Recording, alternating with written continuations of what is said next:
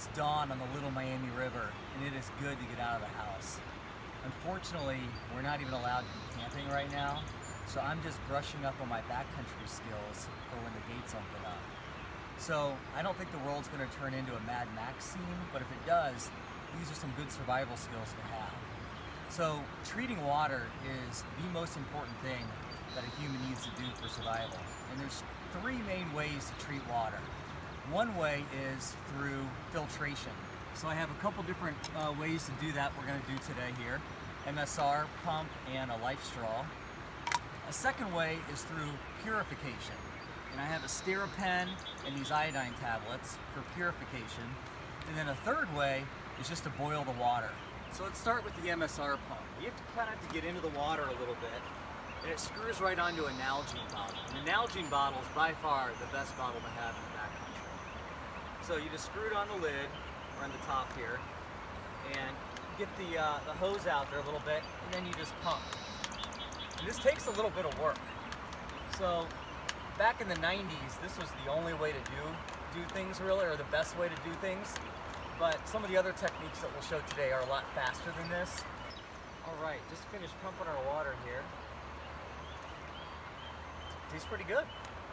All right, so the life straw I have not tested, so I don't think I'm gonna drink it straight out of the river.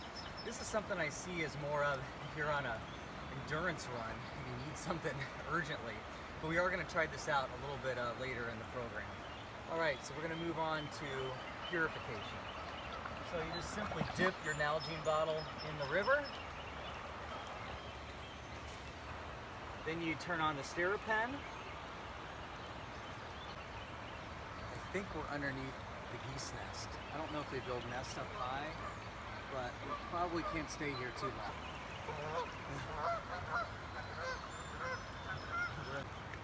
Okay, we're almost done here. We need a smiley face at the end.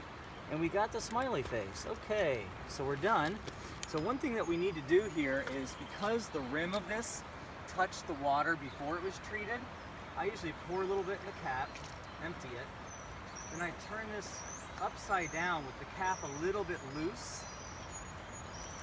just to get all that out of there, and then let's give it a shot here. It does not taste as good as the filter, but it still works. But these iodine tablets do work really well, and I have used these. One of them is for the actual purification, and one is to remove any iodine flavor. And so you just put 2 tablets in for 5 minutes. So you just dip this in the water, 2 tablets. The one thing it does not get out of the water though is called cryptosporidium.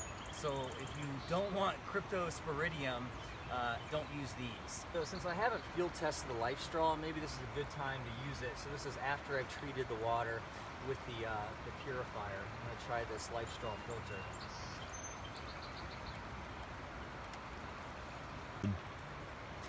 Pretty cool. I've actually never used this. I just take this on business trips. So in summary, my personal favorite, maybe it's because of nostalgia, is I love the MSR water filter. However, the filters can freeze and they are heavy. So if I was on a multi-day trip, I might go with the combination of this. Purify your water first, filter your water second. These things together are about half the weight of that. Hey, sorry man.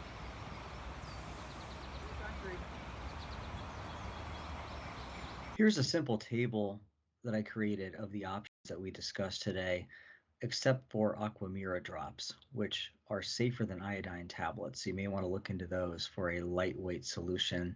Also, household bleach does work, but it is similar to iodine tablets, and that is it does not eliminate cryptosporidium. And please see Clorox.com for instructions.